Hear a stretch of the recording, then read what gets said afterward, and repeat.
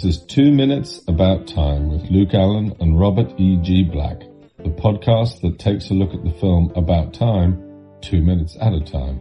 I am Richard Curtis, and I hope you enjoy it. And if you don't, well, you can just travel back in time 2 minutes and listen to something else. I'm one of your hosts, Luke Allen. I'm joined, as always, with my co-host, Robert E.G. Black. Hello. And we're joined today with our special guest, Johann. Hi, how's it going? So, Johann, could you introduce yourself to our listeners, please? I'm Johann. I'm a host on the ID for a Minute, which is the Independence Day Minute. I also did the Roughneck Minute, which was Starship Troopers. And so, was this, I assume from what you're saying before we recorded, this podcast is your first experience with the film About Time? Yes, it was. Did you have any knowledge of it beforehand, or was it a complete It was always on discovery? It was always on my queue. I have a thing for Rachel McAdams. And then since my girlfriend also has a thing for Rachel McAdams, we both intended to watch it together. And since we also have to manage 2 kids at the same time, it's hard to have time for the 2 of us to get to actually lay down and watch this movie. Yeah, so I know you said you haven't got all the way through, but you're a good way into the film. What do you think of it so far, I guess? So one of the big things that strikes up about the movie is the music. The music the soundtrack in this film is amazing. Like every time a song comes on, we're just like, oh, I love that song. Oh, that is such a Especially good song. this minute. Well, these minutes that we got this week, we've got great songs. Yes. The song that's in the subway, is that an original? The How Long Will I Love You? Or it was by the Waterboys, apparently. I first heard it in this film. Yeah. And I think most people did. I don't think it was that well. This is a cover, but it wasn't like an old song that'd been around for a while. Okay. But just the guys that are playing it, they aren't like a well-known band type person, correct? If you like folk music, they might be. I don't know. Okay. So, cause that's what I was kind of wondering, because it is very folksy. That started to make me think of Once. Like just that feel of all the music and like. Well, they're playing Buskers, which is he was in Once, so yeah. Yeah. That's the feel they're going for. But I think Richard Curtis is quite, like, into his music of all genres, so he's possibly one of those who would know all of these bands that the rest of us haven't really heard of.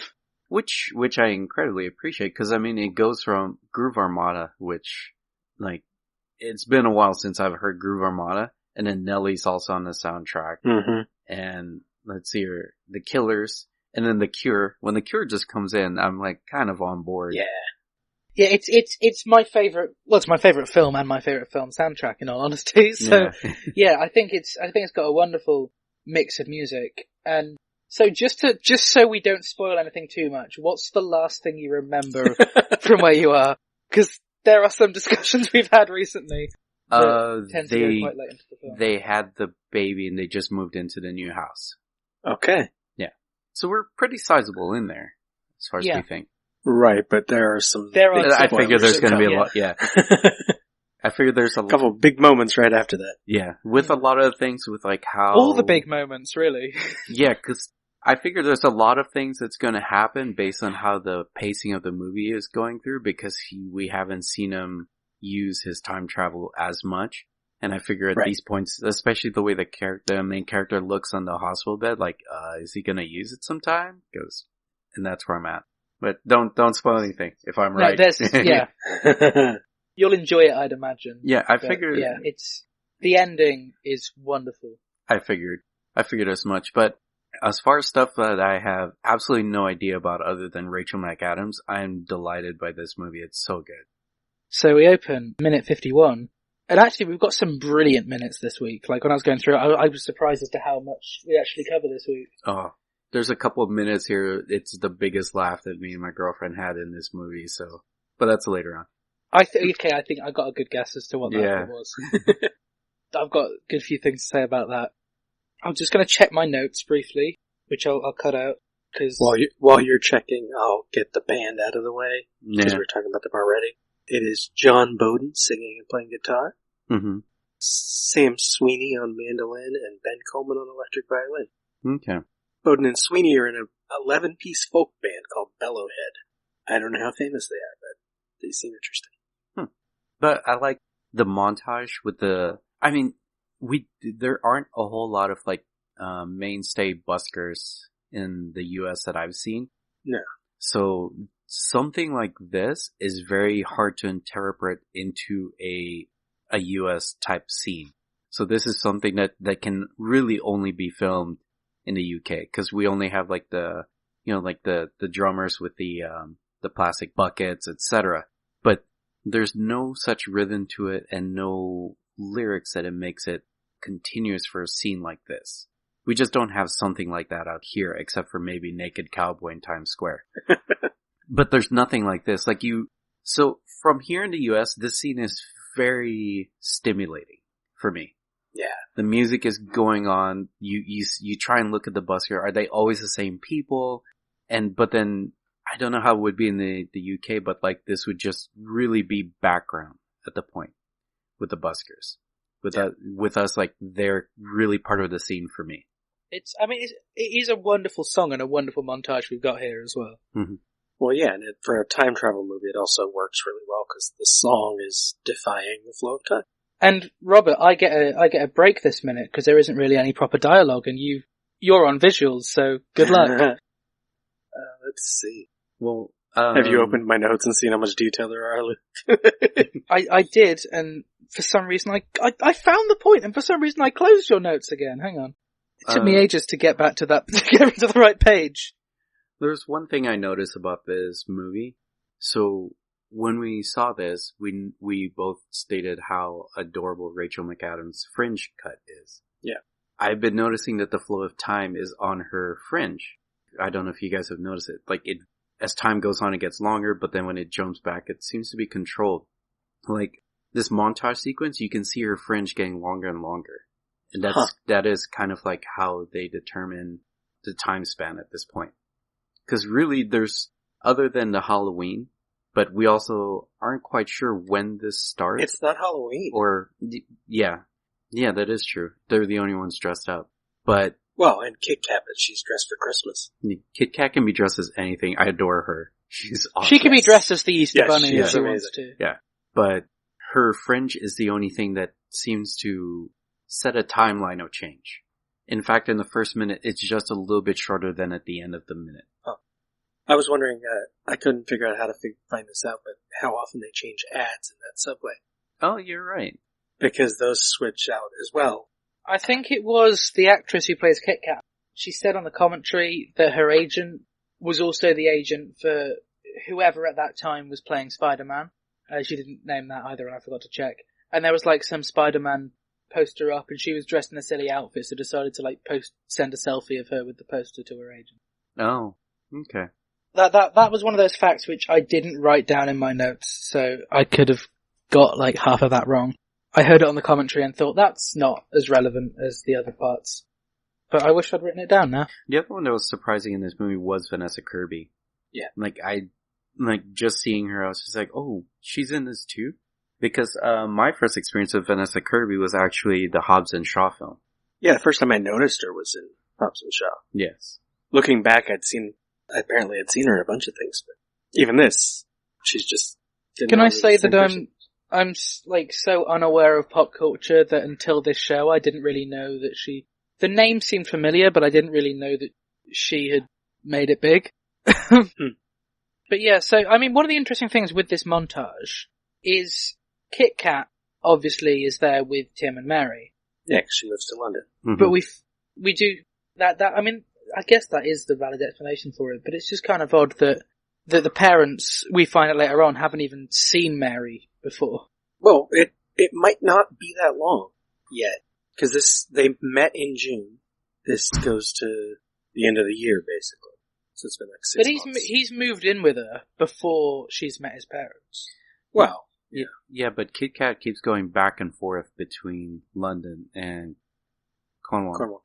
But she keeps going back and forth that, like, it just seems to be that thing where they're even surprised to see her at her parents' house. So I don't think they can really... Yeah, when Tim goes back there. Yeah, so I don't think they're able to really keep track of her as much.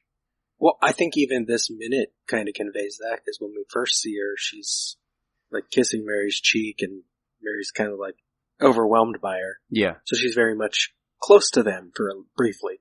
Yeah. But when they're in costumes, there's another couple walking in between them and Kit Kat, like they're already distancing from her, losing track. Yeah. And as I've said before, I believe I've been to this tube station. I'm not certain. They all look very, very similar. This one's very small. This is basically the whole station. It's this and then the platforms. Yeah. It's like 4 tunnels, it looks like. No, this one's only 2 tunnels. Oh, I Those thought walkways go to the same places. Oh, really? Yeah, it's a northbound line and a southbound. Oh. I guess I'm confused Baker with Lou like line. the way it looks out here.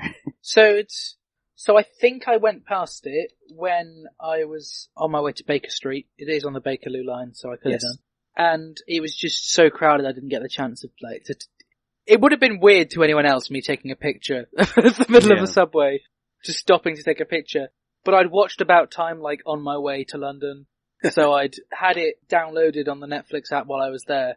So I went there, looked at that spot, went, that looks familiar, and then loaded up Netflix on my phone once I'd left to get to that point. If there was a busker, you would have had to take a picture. Oh, yeah. And it wouldn't have seemed too bad, because they're, Right, then you take a picture of something, Yeah. Otherwise that wall's probably, it's just the 2 lists of stops you're gonna get. Yeah. Yeah. And that's the boring wall. It's normally so much more busier than it is in the film. Or at least it seemed it. I think it was more busier than that, yeah. We see it busy a couple times here, but yeah, overall you can't have it too busy or you won't see them, and we need to see them through the transition of time. Yeah. I mean, I think it is wonderful the way it all looks with the transition of time. It's a brilliant montage. Well, yeah, because it's them together, and then we get to see essentially when he's moving in, because she's dragging a suitcase and carrying a plastic crate. He's got a box of legal books in his backpack. So it's like, that's the moment he's going to her place. And of course, this is the moment of the film which Richard Curtis sent the signed picture from for the show. Yeah. So it's iconic enough for that to be, I assume, his chosen picture. Or Emma's chosen picture for him, I don't know. One of them likes this moment enough to choose that moment. Or hates this moment and hates us. Who knows? Since they met in 2007, right? It is weird that the Billy Elliot poster shows up during the sequence, because that show was already on the West End for a couple of years. It would keep going for almost another decade. So. But it's a working title movie. The movie was, so I guess they had to promote it. Yeah, I mean, I don't know how regularly the posters change on the sub. I think they're pretty regular, actually. Everything seems to be pretty up to date whenever I've been to Subway Station. So one of the notes which is mentioned at the commentary around this point is that the surname of Tim Lake, well, it's the name of Lake, is because there's a song, he didn't say who, I'm gonna have to Google it, about Beverly Penn. Does that ring a bell at all, or? There we go. There's a song called Beverly Penn, which is by the Waterboys. There we go, that's where it came in at this point. So another song by the band who did this, who originally did How Long Will I Love You, and one of the lines is, Who was she and why was it that Peter Lake loved Beverly Penn? So we chose the name Lake. Which is just interesting. Is Mary's last name Penn? I don't think we ever hear her name. And actually, yeah, that line of Lake and Penn comes up again later on in the song. So it's a recurring part of the song, and listen to that song later, maybe. And so this filming, there were I think 14 different outfits, said in the commentary, and it was shot between 9 PM and 6 AM. So when they're getting tired out at the end of the montage and looking tired, that's just because they were. That's all my notes for the subway bit, to be honest. You don't even have notes on their costumes? So I didn't, because I was only making the notes of the commentary. I'm gonna fast forward to, because I knew that you will have commented on the costumes. Well, yeah. And Kit Kat's adorable as usual. Yeah. I do like that we see Kit Kat in this minute. I do. Twice. Yeah, because we don't need to, but it just adds something extra to it. Well, it's useful for later too, because yeah, I bet she's going to come back into the story, so yeah, gotta keep her connected. And it explains how she already knows Mary when they meet. Yeah, later on. So I do like the fact that they are going off in separate directions. I think it says a lot about sort of how close they are as a couple. That they do make a thing out of always coming to and from the tube station together. Yeah. Like especially like I think it's a 50-second mark, like literally near the end of the minute, where she kisses him goodbye where he's about to leave, and he doubles back to kiss her goodbye. Yeah. Like that's kind of a cute moment. When he misses his train before that too, because he took the time to kiss her hand before they separated. Yeah. Yeah, like, it's weird because I've seen this film so many times, but so many of these little things just, I don't really notice until now. It's lovely, really. Yeah, that's common. That's very common when you start to analyze things minute by minute. Well, plus, like, his law books that he's bringing over, he's moving in. When she's carrying a gift, the other thing she's carrying is couldn't tell what it is specifically, but it's an appliance for the kitchen, so they're expanding what they need at home. Yeah. So, I mean, I wouldn't think that when you're moving in, using the subway is like the best way I don't know. of transporting stuff. No. I'm not I would think a taxi or something. She has a car. Yes.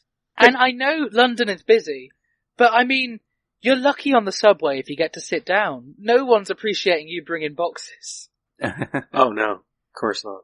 The only thing I was curious about with the scene where she has it looks like a gift, and I'm wondering if it's maybe it's a housewarming gift, someone gave it to him. But could be, yeah. Is that a speaker set or a toaster? The thing below it, Kenwood True is kitchen appliances, so. Okay, because Kenwood also makes speakers. That's why I was confused. But the Kenwood True line is kitchen appliances. Yeah. I'm just saying because Kenwood speakers and that is just a little bit heavy to carry through the subway, bumping into people. And of course there's the dog costumes. Yeah.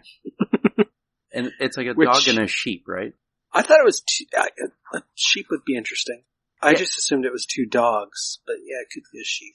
That's what I was thinking of, because is it a dog or a sheep? But then because the inside is pinkish, I don't know if it was supposed to be a rabbit or a sheep. So, but without possibly seeing the feet, I wouldn't really know. Right. What's funny about the thing where they're in costumes is no one else is. So there's definitely, it's not Halloween anyway because we're into winter. Yeah. From everyone having coats on and stuff.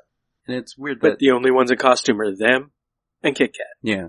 And it's weird that Kit Kat's not very happy about it. No. No, and they're all happy walking together and she's behind the couple that's behind them, so she's by herself. Yeah. But it's weird that And purple, of course. But her costume is like the most, social distancing one. Because she's but she's very much in everybody's personal space. Oh yeah. No one would be happy with her on the tube. Yeah. She probably wouldn't get through the doors, to be honest. I'm sure they checked. Although, if she didn't fit through the doors, I'm sure they would have given us a shot of that, because it'd be funny. Yeah. Oh, yeah. So, I guess, Johann, one of the questions is, have you been in London and know the tube thing? Okay. No. That's why I thought, Robert, the 4 openings was 4 different, what's it called?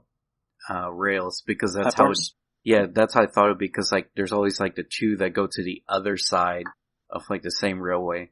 One is going to be the north side, the other one's the south. It just has a staircase. I didn't think that this was the same way. But now I'm starting to see it. It's it's because people here are polite and one side is literally a exit, one side's an entrance in a way. Seems to be, yeah. Yeah. Which doesn't really happen here in the US. Well, even if it's not in and out, having 2 openings means more people can get through still. Yeah, but... Yeah, you're right, it is a really small station. Mm-hmm. Mm-hmm. And as you said before as well, it's not the closest station to Mary's flat. No. Although, we can assume her flat is not where it is. Okay. Because they never say the address of hers. That makes sense. I feel like I'm going to start viewing this film completely differently now. We've got the whole geography. I'm looking forward to it, though. I mean, would you recommend that I watch this film again at all until we finish doing this, or do you think I just wait till we ran through the whole thing? I wait. Yeah. You wait. I would wait. You honestly make yourself sick. Yeah, fair enough. But then it gets really nice after. No. It just flows so smoothly. No. There's a possibility that I'm watching it, with a friend and, texting her through her watching it for the first time. Mm-hmm. But that's the only reason I will watch it again. But we're halfway through the film nearly already, so, it probably won't be too long if schedules end up being as smooth as they've been so far. So yeah, should we go straight into 52? Yes. Oh, yeah. Yeah, so, 52. Normally I introduce it with dialogue, but there's not very much dialogue, is there? No. No, and there's a few things that happen before the dialogue, too. But that's where a lot like of things in movies get really strong. Is sometimes there's scenes where there's no dialogue, and just the way things are carried, it just makes dialogue would just ruin this part right now. So Yeah. Because it's nice. This minute starts and Tim and Mary both go over and put money in the bowl in front of the band. yeah, And they come back, right? What do you mean? It's them at the proposal, isn't it? no, The band? No. Yeah. No, why did I always think it was them? no. I Isn't it actually some really sort of tried to look at mariachi that. band or something? I don't remember. No, it was the band that was at the play that he wound time back at to talk to Margot Robbie Oh!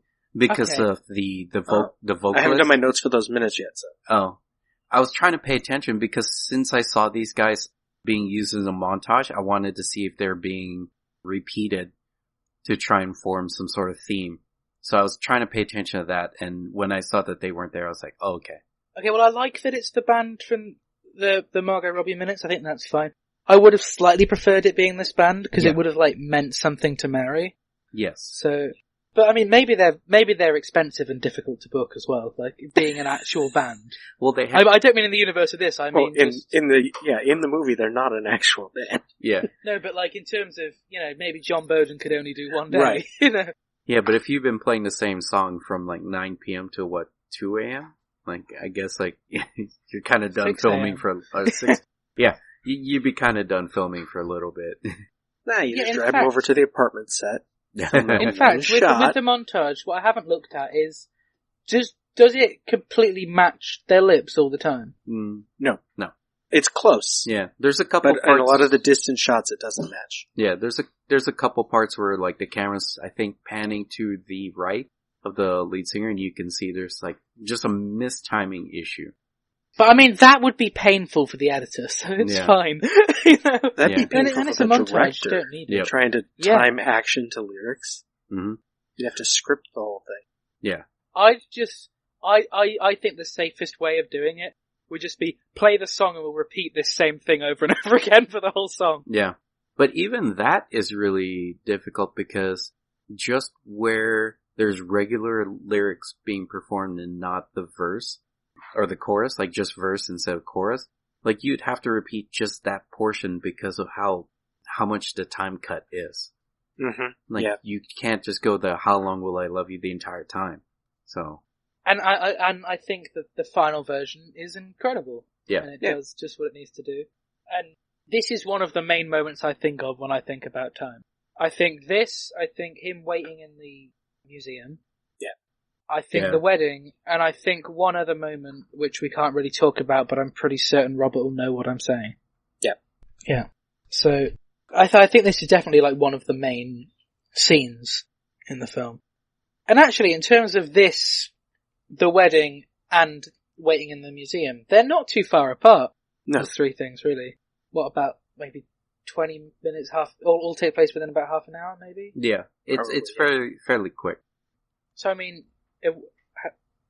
what my point was, so we see them going up the escalator. Which is nice. For whatever time of day that is it's empty. very, very empty. It looked quite bright up there as well, so. Yeah. But since, Tim's the narrator, and we've talked about this before, Robert, about him being the unreliable narrator, it doesn't. Well, I think it's also a nice visual in that we just had a montage that showed lots of people, lots of stuff happening. So it ends with them just slowly leaving the station by themselves. Yeah. Yeah. Almost this is like a music video, this sequence, really. Yeah, it's got a beginning and an end. They come in, lots of stuff happens, they leave. Yeah. But And that's yeah, next minute though, isn't it? We're drifting. Yeah, we were drifting. we're in 52, aren't we? Yeah. Yeah, so they go up the escalator. And this is reminding me really of, one of Richard Curtis's first films, For Weddings and a Funeral. You've got the iconic line, was it raining? I didn't notice.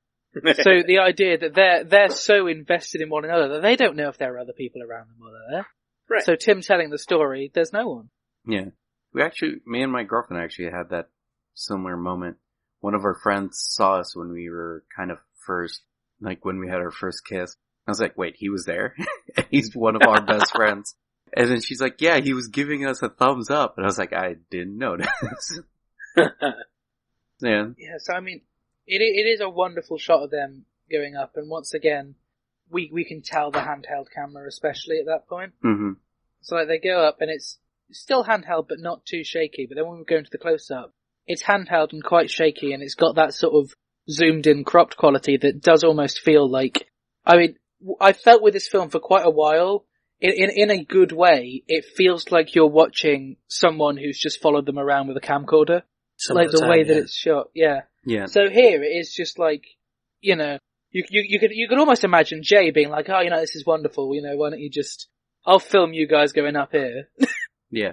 See, those type of moments are, I think, okay with the handheld because the character's also walking at the same time. It's more annoying when there's dialogue and talking, and like they do that trick where the camera's going around the actors, but you can tell somebody's taking visible steps with the camera. Oh, yeah. Yeah, it's when they do it like this, it seems okay, because it seems a little weirder when the camera's stationary now. Because this type of filming is used so much now that when there's no dialogue, it makes it easier to not try and see if what they're saying is actually coming out their mouths, etc. It's just them walking, and it translates a lot better. Yeah, I get that. And I think there's quite a lot of handheld throughout this film. Like, I thought for a while that it was only handheld, but there were a couple of stationary shots. Yeah. But it's only ever so slightly noticeable when it's handheld anyway, because it just feels more intimate with this. Yeah. But I think this is also around this time is where they were switching to a lot smaller cameras that were almost handheld. So I think this is just a point where technology hasn't caught up to, or art didn't catch up to technology. So, I mean, have we got anything more of the montage? Because we basically finished it here. No, I thought it was pretty well shot. I thought it was pretty beautiful. So, yeah. It's just a little weird now that they only play with Mary's fringe, but not her overall hair when they're trying to show time.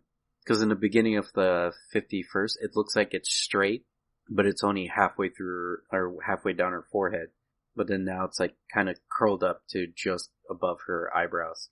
So maybe it's just a guy not knowing how a woman's fringe cut is supposed to look, but it just seems weird that that's the only part of her hair that seems to be touched up by makeup, etc.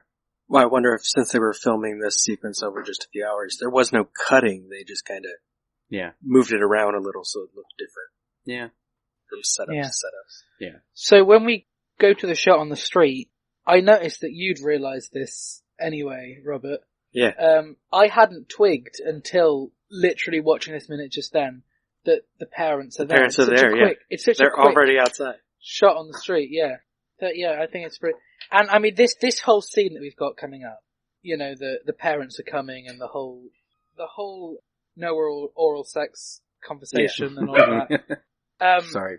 When I was going through audition tapes and show reels for Casting Unstable, someone on their show reel had reenacted that scene from About Time.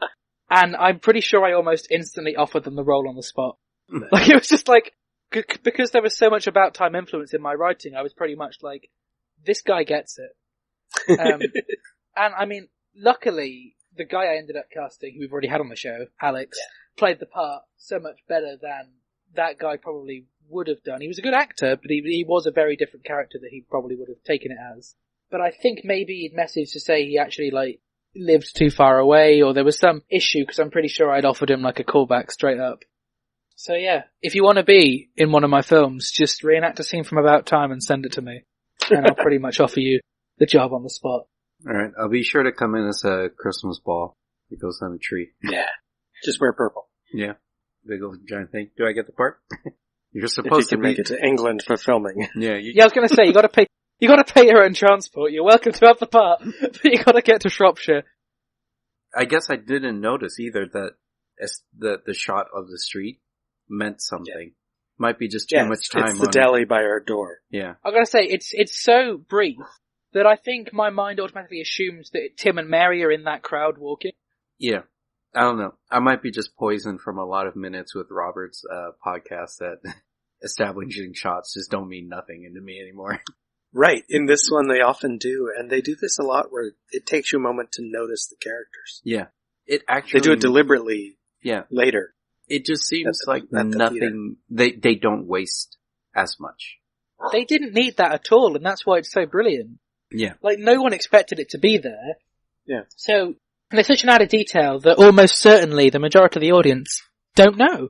So, Richard Curtis, it's funny if you... because we haven't seen her parents yet. We don't know they're literally outside her door already in the shot. It's just, here's the shot. It doesn't mean anything until rewatch. Yeah. So, Richard Curtis, if you've made it this far into the show, bravo. Which, it fits the theme of the movie. So, Robert, do you think Richard and Emma will actually get this far into listening to this show? Or do you think they'll give it sounds up like she will. Yeah. She can forward our thanks to Richard for this detail. Or who knows, I know that she directed a couple of scenes, so maybe Emma did this. The very last shot of the entire film, Richard Curtis was ill and Emma Freud just turned up on set and directed it while he was at home. Nice. I may have missed something here. I didn't notice this. There's 2 directors? No, it's Richard Curtis's girlfriend, who's also the script editor. It's just she was around on set a lot, and there was one day the day where they shot the last shot in the film. Obviously, I won't say what it is. Yeah, it's not really spoilery, but the last shot in the film, he was ill, and so she just left him at home and went off and directed it. And it seems to be quite a family thing. Like his kids have got like cameos in it. I'm sorry, this may be like nothing much to people in Britain, but absolutely cannot do that here in the US with the DGA being so strict. That's why I was just kind of like, wait, who steps in to direct? You can't just do that. I don't know. Yeah, that's something you can't. I hadn't really thought about that. Yeah, that's something you can't do out here. You can't, there's such strict rules about who can direct. That's why the Wachowskis were never named individually. That makes sense. Yeah. I don't know, to be honest, and then, as to how it all works. Yeah, so that was just weird that you kept saying like, oh, this person came to film, the director. I was like, wait, what? I honestly don't know how it works here in Britain. I don't think we have as much of an issue with it, but I don't know. I'm not with Directors UK for any of my stuff. Someone's advised I join them, but it's pretty expensive. Well, she is also credited as an associate producer, so it's possible she would have enough authority to do it or make that decision. Yeah. In fact, if we could phrase this question well enough, I could send it over to Piotr now, who we had on the show before, who's a British director. So, I mean, what's the question? And I can, like, how would we phrase this? And I'll just ask him. Are there any guild regulations about having a director step in for another director during production? I will send that over, and we might know by Friday's episode. Yeah.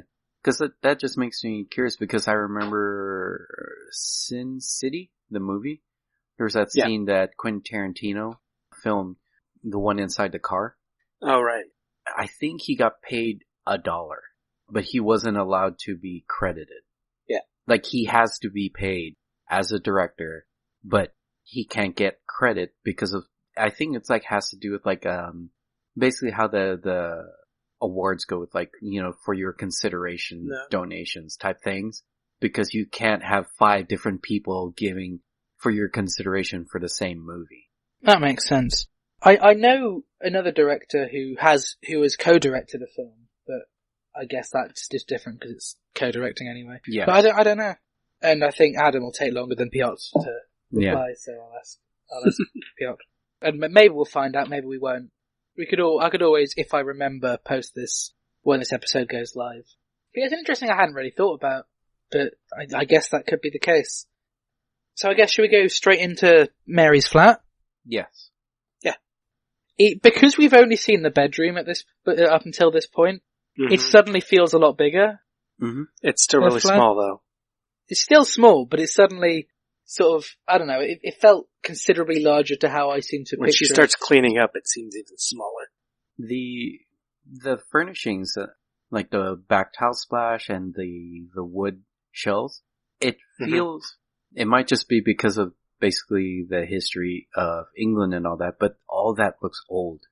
And it's kind of charming. You know, I think it's like that second, 33, where the 2 of them are in the shot. That shelf almost looks fake. Or that cupboard looks almost fake. just because you only see it in paintings and cartoons, etc. that it just doesn't feel real because we don't have that here in the US.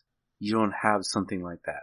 Someone would have redone that or made that pantry go across until the wall on the other side. You just don't have that. Okay, well, I think that it's not common, but that is definitely, it didn't stand out to me at all. So maybe it is a British thing. I think I've seen stuff like this before. But this is a set though, right? Yeah. Yeah. Yes. This apartment. That's So why they there's, did it on This is the only set in the film. yeah. But, I mean, So, they could have just like, oh, this is just standard stuff, so let's just put this here.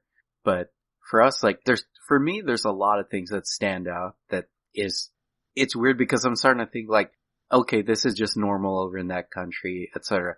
Like the CCTVs are well equipped. Those things are awesome. Yeah. They don't look like the little tiny bubbles that you're trying to hide from public, Oh, no. Yeah, these are here. This is what keeps people safe. Whereas here, it's like, we are just trying to catch someone committing a crime. That's it.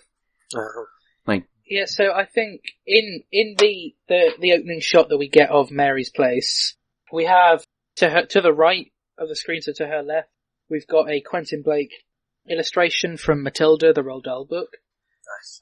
okay. And on the left, I'm trying to figure out what the buildings are that she's got pictures of, and I can't work it out. Yeah, and I actually can't remember if that was the same direction she pointed in the beginning of when he first goes to her Going to place. the bedroom. Yeah. She does walk that way. It is in that direction? They're in silhouette in darkness and she crosses past him, Oh, so okay. she's going the right direction. Okay. I guess it's something I didn't think about until I'm watching this minute by minute. And, I mean, visually, obviously the dialogue says otherwise. Visually, we could have completely skipped that montage, and this could be them waking up after sleeping together. Like, the way that the way they're dressed and all of that, like, and her buttoning up, it does almost completely seem like where you'd go straight from the sex scene, cut to that. I don't quite know about that sort of direction, just because a lot of stuff that I've seen that gets imported from the UK to the US, I see that a lot. So I wonder if it's, we just get it concentrated because that's what comes over. That with you guys, it's more diluted into so many different things that doesn't come up as often. So you see what specific thing a lot? Sorry, I was a bit... After they've spent the night together, parents are there. Yeah. Like, maybe. like, I haven't really thought about it. immediately I think it's like the first season of Skins where he sleeps with the daughter of the principal. Or no, that's third season. Then first season is the little girl that has her underwear with the days written on it. So it's already like two in the same show, just spaced 2 years apart. And in the US, there's so many times that sort of gag happens. But also, I think it's a comedy cliche, definitely. Yeah, like, Just Friends, so with Justin Timberlake and Mila Kunis. Like, they do that as well. But it's just a common gag that like, oh, guess what? Parents are popping in and, they're gonna question, why am I here? So, I kind of like that they kind of use the same, it's re-gifting, but they threw in a gift card. So, it's kind of the same gift, but like, you probably know this gift, but here's a gift card to go with it. So plus 50 minutes into the movie, they can do like cliched things because now we like these two characters. Yeah. And as I said before, like with Tim being the one telling the story, it might not be that quick, between them waking up and the parents. This is his memory we're talking about, rather. Yeah. So it's. I think that montage. They've not necessarily just slept together at this point, have they? Yeah. They've just not got dressed yet. Right. In fact, this is further on in their relationship that there's actually a good chance that they didn't have sex. They just actually slept in the bed. Cause he's waking up at a different time than her. He's already making breakfast for her. Yeah, they have a new routine. So this feels a little bit better that it still makes it feel like a lot of time has possibly passed at this point. Because could we say this is the first moment where Tim is a grown up? Him making breakfast for her is like one of the more not wearing adult pajamas. Yes. Yeah. The deleted scene was all about whether or not he should wear pajamas. Mm-hmm. So yeah, I think you could say that after this passage of time, Tim's now an adult. Yeah. I mean, yes, he was 21, so he'd been an adult for 3 years from the start of the film, but in terms Despite of the number of naivety. his age, he's not an adult Yeah. in the beginning of the movie. No, he's teenage. They should have Tim. picked a younger age, except they didn't want to use a different actor. Yeah. Yeah, and Donald probably couldn't have played like 16. Yeah, and plus there's beer and wine. I could have played 16-year-old, slightly overweight Yeah. Donald. But there's also like... If I wasn't how old when this came out? 7 years ago, so. Yeah. So I was 9. Yeah, I was 9. I couldn't have played 16-year-old overweight Donald when I was 9. But yeah, the beer and wine by the sink and a to-go coffee cup. It just makes you feel like, okay, this is adult time. Actually, I'm looking at the kitchen here. Is it, like, this is actually a very, very nice kitchen for as small as it is. Yeah. How tall is this actor? 6'1"? Okay, so he's just particularly tall to everything that's in there. Yeah. Because he has, like, the coffee press up top, and he also has a salamander, which you just don't see in most kitchens. So, I don't know. I like this kitchen, though.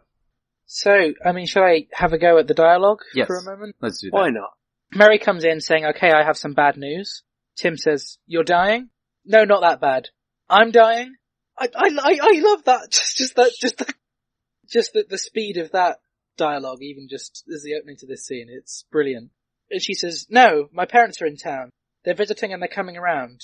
Tim says, oh, parents? American parents? Uh-huh. When? Now. Yeah, they told me and I didn't tell you, and I thought they'd cancel because they normally do, and they didn't. And Tim says, now. So you should probably put on some pants, which obviously is what we would say trousers. So you're lucky to have the American character in this. Yeah. Yeah. Because that line still confuses me sometimes, like he's wearing pants. Oh. No, I kind of get that with the Wallace and Gromit, the wrong trousers. So I figured trousers actually goes from waist to shoes. Yeah. Okay. And Mary says, okay. Gripping dialogue at this moment. And then Tim says, Mary, I'm sorry. Do they know I exist? And Mary says, yeah, I've mentioned something like you, but nothing very specific. And that's where, our minute ends. Couple things about this dialogue that I think is romantically cute. Bad news.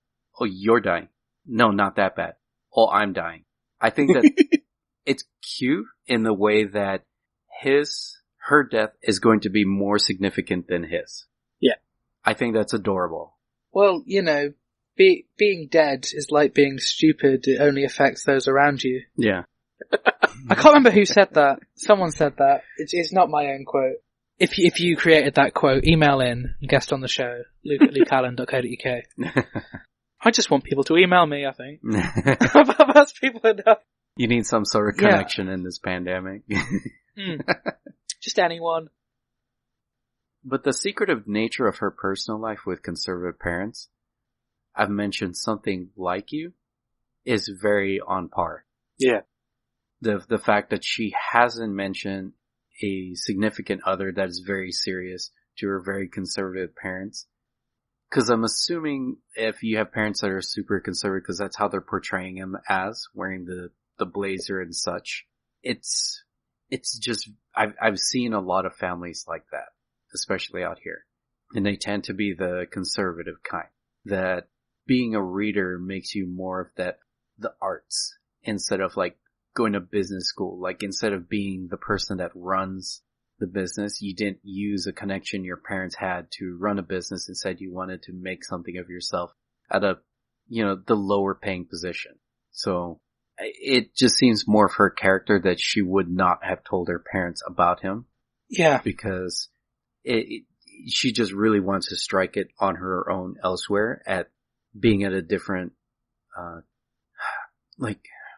different country.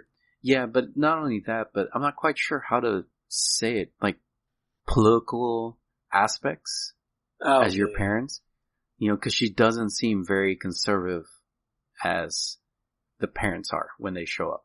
Right. Because the parents dress very American conservative rather than visiting a different country. Like you'd kind of want to wear possibly what everybody else, especially if you're on vacation, if you go on vacation, you kind of want to dress to the weather. You don't want to dress like how you would dress possibly they look like parents from around the Hamptons, like north of New York. Yeah. And it's like they dress for that blazer weather. and a tie. Yeah. and that's your going out casual wear. So it's weird that they basically bring that country there, and she's not the type to do that. You know what I mean?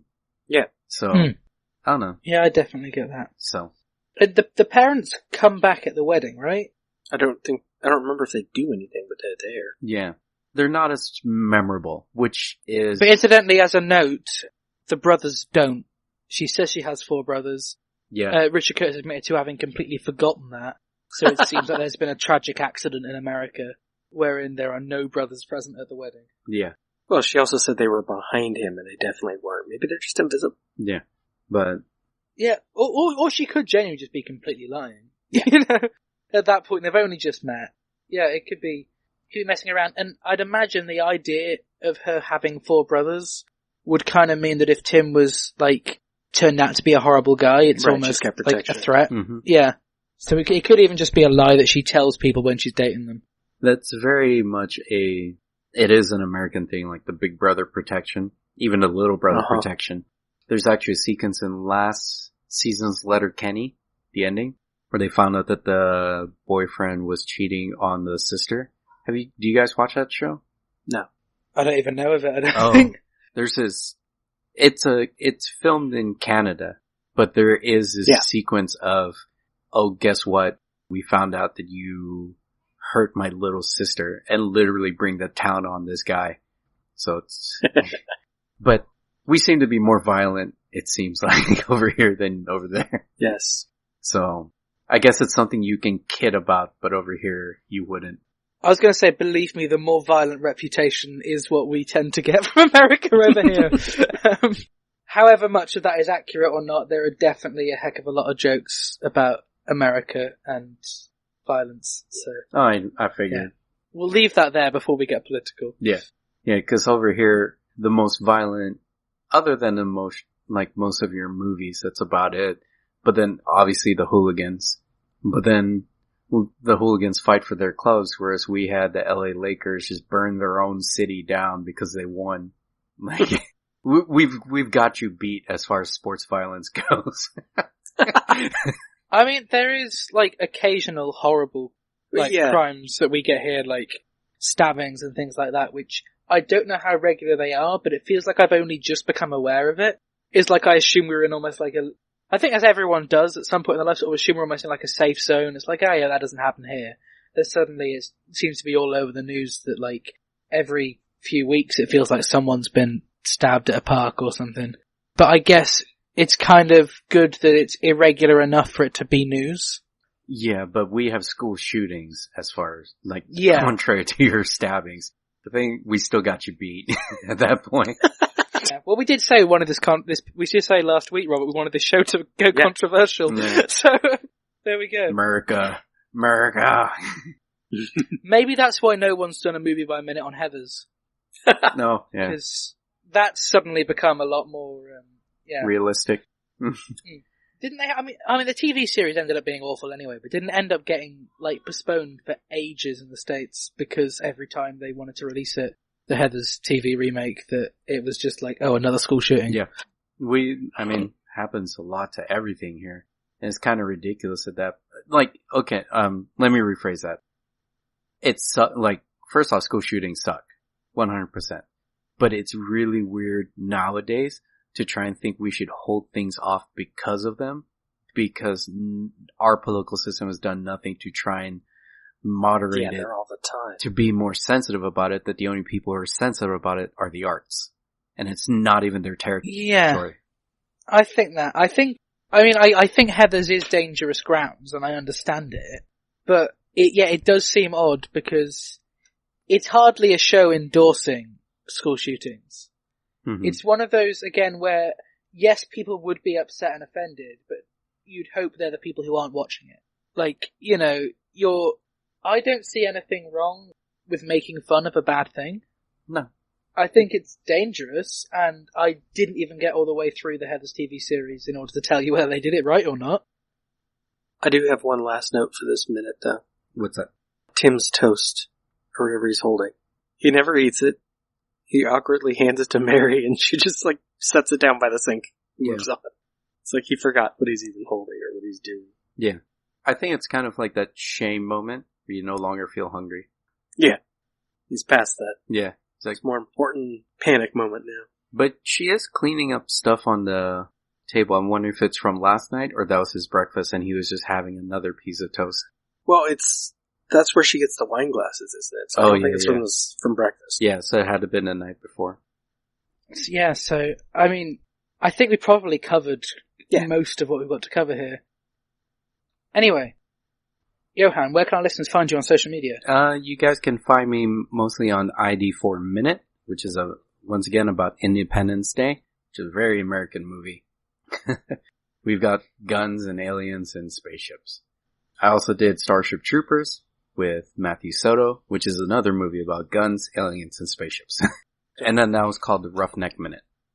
And Robert, where can our listeners find you? You can find me on social media, Robert E.G. Black, my website, lemmingdrops.com, which includes links to my podcasts like The Room Minute, which Johann has been on 4 times now, I think. 4 times. 4 times. Yeah. Oh wow, he's beat me by 1. Yeah. Ooh. And the listeners can find me on Twitter at llama_bottle0, on Facebook at Luke Allen Film, on Instagram at The Ginger Luke. All podcast short films, radio appearances, newspaper articles, and anything I'm remotely involved in is probably at lukeallen.co.uk. And this podcast is available on Facebook, Twitter, and Instagram at 2 Mins About Time. They can also join our Facebook group, The Cupboard, to stay informed on all things about time and the podcast and anything related to any tangents we have on the show. Today's goodbye is, as always, from an article about interesting ways to say goodbye. And it's okay, bye, Fry Guy. The rhyming ones get older fast. Oh, I've got a good one for Wednesday. There we go. I've just found it right. The 2 Minutes About Time theme is performed by Ethan O'Mahony and is a cover of the About Time theme, originally composed by Nick Laird-Close. 2 Minutes About Time is a production of Lemming Drop Studios in association with Bottle O Productions.